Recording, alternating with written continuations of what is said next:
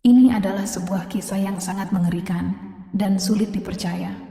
Kisah tentang jamaah haji asal Indonesia yang mendapat azab yang sangat menakutkan saat sedang melaksanakan tawaf. Dosa apa yang menyebabkan hal tersebut terjadi? Apakah Allah sangat murka hingga menghukum seseorang dengan cara seperti itu? Ternyata, ada sebuah rahasia besar yang tersembunyi di balik semua kejadian itu. Setiap orang akan menangis ketika mendengar akhir dari cerita ini. Simaklah kisah lengkapnya. Bagi yang belum subscribe, silakan klik tombol subscribe terlebih dahulu. Inilah kisah selengkapnya. Di sebuah desa yang jauh dari hiruk-pikuk kota, hiduplah seorang petani ikan bernama Amir. Desa ini, yang terletak di pinggiran sebuah sungai besar, dikenal dengan keindahan alamnya yang asri dan damai. Masyarakatnya hidup sederhana, bercocok, tanam, dan menggantungkan hidup pada hasil bumi dan perikanan. Namun, di antara mereka, ada satu nama yang selalu disegani. Amir, seorang petani ikan yang telah mengubah nasibnya dengan luar biasa. Amir bukanlah petani ikan biasa. Kolam ikannya yang luas membentang di beberapa hektar tanah yang ia miliki. Dari pagi hingga malam, kolam-kolam itu selalu penuh dengan aktivitas. Ikan-ikan yang dipeliharanya tumbuh besar dan sehat, seolah-olah mendapat sentuhan tangan seorang ahli. Orang-orang dari desa dan desa sekitar sering datang untuk membeli ikan segar darinya. Keberhasilannya dalam bisnis ini membuatnya sangat kaya. Tidak ada yang lebih mengagumkan daripada melihat bagaimana Amir, yang dulunya hanyalah seorang petani kecil, sekarang memiliki rumah besar, mobil mewah, dan pengaruh besar di desa. Namun, di balik semua itu, tersembunyi satu rahasia yang sangat gelap. Amir adalah orang yang sangat cerdik. Ia tahu bagaimana memanfaatkan segala kesempatan untuk mengumpulkan kekayaan. Namun, kesuksesan itu bukan datang dari kerja keras yang jujur, melainkan dari jalan pintas yang penuh tipu daya. Ia tak segan-segan menggunakan bahan-bahan berbahaya yang dilarang untuk memberi makan ikan-ikan di kolamnya demi mempercepat pertumbuhan mereka dan menjadikannya lebih besar. Ia tahu bahwa masyarakat desa sangat mendambakan ikan yang besar dan sehat, dan untuk itu ia rela melakukan apapun agar bisa memenuhi permintaan tersebut. Ia menggunakan antibiotik yang berbahaya dan bahan kimia yang dapat merusak kesehatan manusia, tetapi tak seorang pun tahu. Yang penting, hasilnya cepat. Orang-orang gak tahu, mereka cuma mau ikan yang gede. Bisik Amir pada dirinya sendiri, seolah-olah itu adalah rahasia yang tak akan pernah terungkap. Ia bahkan memanipulasi pasar dengan menetapkan harga yang lebih tinggi dari yang seharusnya, meskipun kualitas ikannya tak sebanding dengan harganya. Biar aja mereka bayar lebih, mereka gak akan protes kalau ikannya besar, ujarnya lagi, merasa puas dengan kecurangannya. Dan benar saja, orang-orang desa tak ada yang curiga. Mereka hanya memikirkan kebutuhan mereka, dan Amir menjadi lebih kaya setiap harinya. Meski kesuksesannya semakin melambung, Amir merasa ada yang kurang dalam hidupnya. Ia sering merasa cemas, ada rasa kosong yang tak bisa diisi oleh kekayaan dan kemewahan duniawi. Dalam pertemuan-pertemuan dengan teman-temannya, ia sering berbicara tentang keinginannya untuk menunaikan ibadah haji. Saya sudah cukup puas dengan hidup di dunia ini, tapi saya rasa saya harus memperbaiki diri. Mungkin dengan haji saya bisa menebus dosa-dosa saya, katanya pada suatu malam. Teman-temannya yang mendengarnya hanya bisa mengangguk, tanpa tahu apakah ia benar-benar berniat untuk berubah, atau hanya mencari cara agar semakin dihormati. Ya, haji itu memang ibadah yang mulia. Semoga kamu bisa mendapatkan keberkahan dari sana, jawab salah satu temannya. Amir pun mulai merencanakan perjalanannya ke Tanah Suci. Ia ingin sekali menjadi salah satu dari sekian banyak umat yang berkesempatan menunaikan ibadah haji, karena ia percaya bahwa dengan menjalani ibadah itu, segala dosanya akan terhapus, dan ia akan menjadi orang yang lebih baik. Namun, kepergiannya ke Mekah ternyata tidak seperti yang ia bayangkan. Sesampainya di sana, Amir merasa seolah-olah ia telah mencapai puncak dari segala pencapaian hidup. Berjalan di sekitar Ka'bah, ia merasakan seolah-olah dunia ini hanya miliknya. Seolah-olah segala dosa dan kesalahan yang pernah ia lakukan akan diampuni begitu saja. Lihat, saya sudah sampai di sini. Pasti semua dosa saya akan dihapuskan, bisiknya kepada dirinya sendiri dengan penuh keyakinan.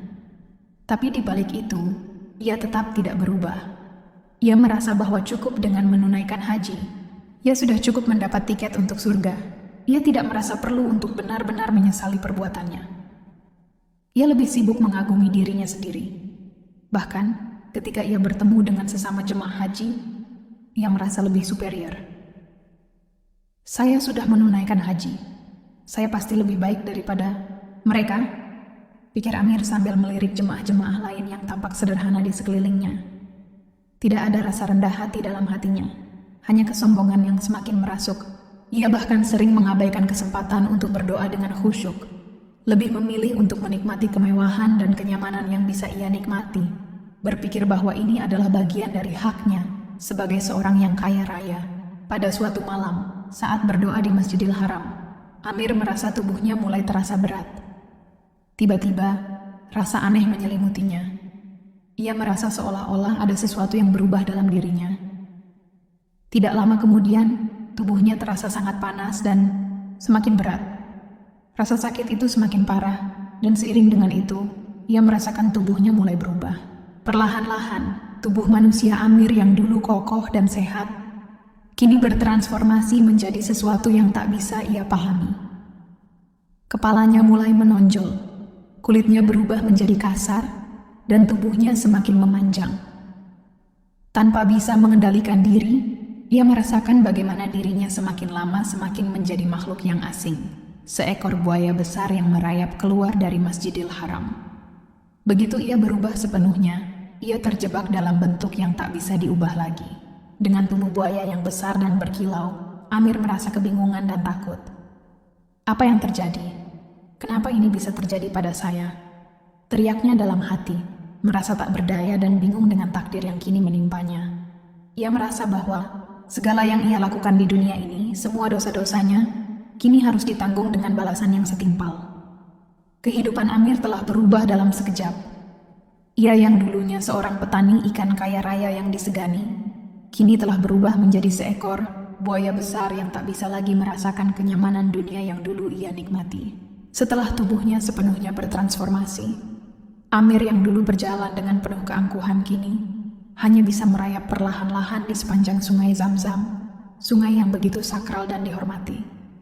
Sebagai buaya, ia tak lagi memiliki kemampuan untuk berbicara, untuk berkomunikasi dengan manusia, ataupun untuk menikmati segala kemewahan yang dulu menjadi bagian dari kehidupannya. Tubuhnya yang besar dan kuat, kini hanya bisa bergerak lambat, terperangkap dalam bentuk yang tidak pernah ia bayangkan. Namun, meskipun dirinya telah berubah menjadi buaya, pikirannya tetap sama, masih dipenuhi dengan keangkuhan dan kebingungan. Kenapa ini bisa terjadi pada saya? Amir teriak dalam hati, meski tak ada satupun yang bisa mendengar teriakan itu. Ia merasakan ketidakmampuan yang luar biasa. Dulu, ia bisa mengendalikan hidupnya, bisa memanipulasi orang untuk mendapatkan apa yang ia inginkan, tapi sekarang ia terjebak dalam tubuh yang sama sekali tak bisa dia kendalikan. Tentu saja, tubuhnya sebagai buaya itu kuat dan penuh dengan naluri buas. Tetapi apa artinya kekuatan itu jika ia tidak bisa lagi menggunakan akalnya untuk meraih tujuan-tujuannya? Apa artinya kemewahan dan kesuksesan jika ia tak lagi bisa menikmati semuanya? Saya bukan hanya berubah bentuk, saya telah kehilangan segalanya, pikirnya dengan penuh penyesalan. Namun, pada saat itu, penyesalan itu datang terlambat. Penyesalan itu datang setelah semuanya sudah berubah, setelah ia merasakan balasan dari setiap perbuatan curangnya selama ini. Tidak ada yang bisa mengembalikannya ke kehidupan semula. Tidak ada lagi kesempatan kedua. Amir, yang dulu merasa dirinya tak terkalahkan, kini merasakan kekuatan Tuhan yang begitu nyata. Ia yang dulu merasa bisa menghindari semua peraturan dan hukum, kini merasakan bagaimana ia benar-benar tak berdaya. Baginya, perubahan ini adalah sebuah azab yang tak terelakkan.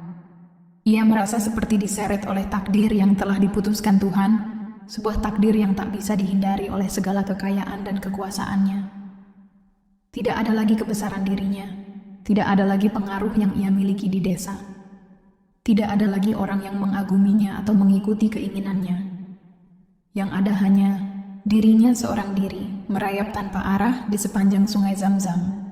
Sebuah sungai yang begitu sakral di mata umat muslim, sungai yang seharusnya menjadi tempat yang penuh berkah dan kedamaian, kini menjadi tempat di mana Amir merenung dan merasakan bagaimana ia telah dibalikan hidupnya dengan cara yang sangat mengerikan. Bagaimana mungkin saya yang sudah menunaikan haji, yang seharusnya mendapatkan pengalaman